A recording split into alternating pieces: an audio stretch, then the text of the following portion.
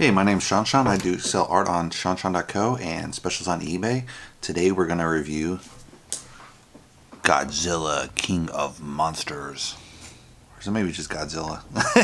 Yeah, I think it's Godzilla, King of Monsters. So it's a story of this group of eco-terrorists, and they have the mindset that they need to free all these large hibernating super monsters that are frozen in the Earth's crust and destroy humanity as we know it.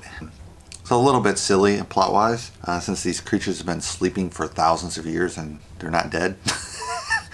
And no idea how they mate, right? So yeah, this movie kind of takes off the original 1954. So in the 54 version, basically Godzilla is this tiny lizard, and because of the nuclear reactions and the nuclear explosions in Japan, and also the nuclear testing in the Southeast Asia, these lizards are exposed to the radiation and they grow into these super monsters.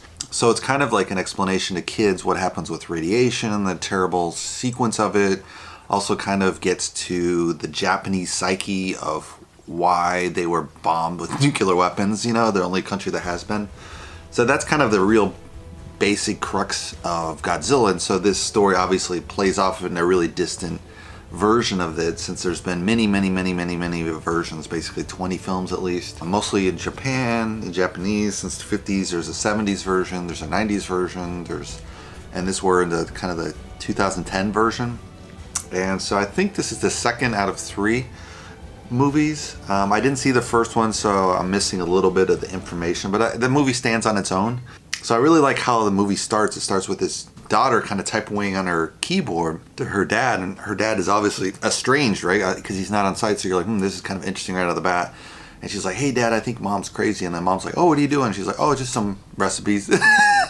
So she never gets to send that email, which is kind of like, it gets you thinking, why is mom crazy, right? And so then you kind of see right away in the Act 1 what's going on. So there's a group of terrorists, they get kidnapped, their mom and the daughter, and then it turns out the mom and daughter are actually along with it all along. Well, at least the mom is, right? The daughter's not. So this organization, Monarch, they found all of these secret, super huge monsters, and they're kind of keeping them under wraps.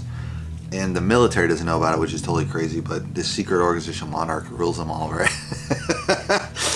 It's already very silly from a reality sense. And so it's kind of the one side of Monarch, which is the more logical one, try to keep them under freeze, try to understand the creatures, and then another one, let them loose and let them destroy all humanity. So to kind of bring the population balance, since humanity's kind of destroying the planet, so that's the eco-terrorist thing. And the other one's like, no, you're going to kill humanity. And then, so they have this nice balance of how to handle the overpopulation of humans and the destruction humans are bringing to the planet, which is a really real issue of today. They also have this dynamic between the mother, daughter, and father. What happened in the first film, I guess, was one of the kids, the son died. The mother and father, they kind of split apart, which is a really natural response when a child dies.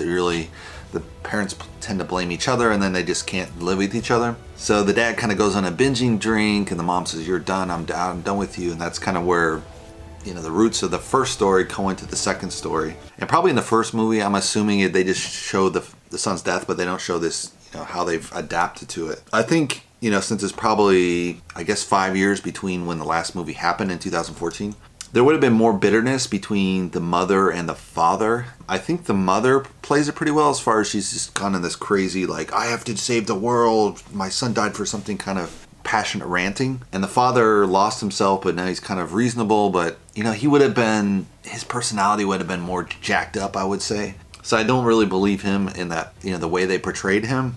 I don't know if it's the acting or just, there's just a bad version of the father. I think it's just because I know from my wife, her family went through a similar thing where her brother died, and then the parents just kind of lost it for 5 years. And so you'd probably be lost after 5 years still. You wouldn't be functioning as where they're functioning. They're almost functioning like it just happened, and like, oh well, just keep going no matter.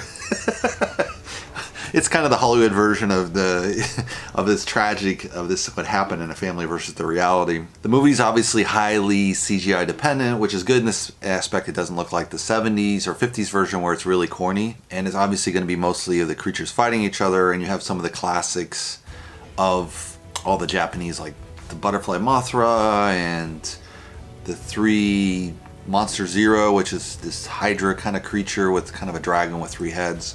Godzilla, of course, and you have a couple more of which they just kind of sprinkle in. I mean, it was really interesting because you kind of had a creature for every different culture.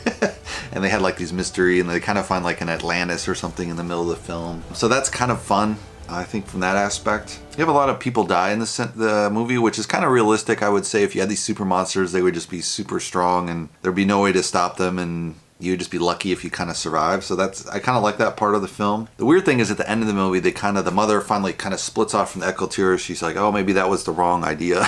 So she reverts back to the Monarch group in a way. And the Echo Tears kind of disappears. You're like, what happened to them? They're probably setting the stage for Act 3, right? You know, maybe they're get a hold of King Kong, I don't know. And so in the next film, it'll be King Kong versus Godzilla.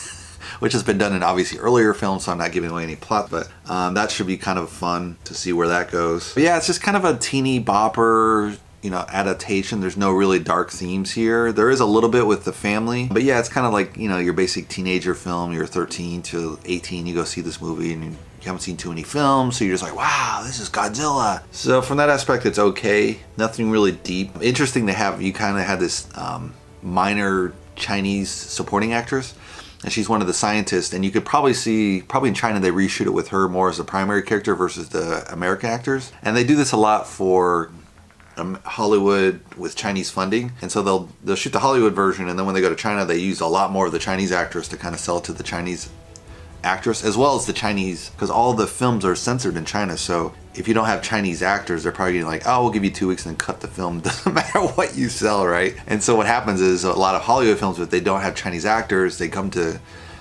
China, they might not even get approved, so they get totally screwed, or they get shown for like a limited time. Like this happened with Avatar. They got 2-3 weeks and they got yanked out, and they were only shown in IMAX, but they were completely selling out. So they would have sold massive amounts in China, and they pulled the film out, and then of course, you know, it's hitting the black market, right? So all the cinemas are getting screwed, you know, and they're just trying to base up like the Chinese market. They gotta have more Chinese film. And France does kind of a similar policy. They only allow a certain amount of English film versus French film, which is kind of silly. It's like, dude, if you can't hold your own as a director, you really shouldn't be shot. So it kind of has a really squirrely effect on the cinema in China as well as in France, but you know, it's their choice. They want to run their industry that way. It makes sense when you're kind of beginning, but I mean, they have enough money now that they should be able to shoot on par with Hollywood if they wanted to. You know, Bollywood doesn't need a government support. Bollywood does fine, and they shoot completely Bollywood style films. And sometimes they do kind of Western films, but it's generally like Bollywood, Hollywood. There's only a little in between area where they meet, and generally kind of Hollywood does their thing and Bollywood does their thing, and there's just a little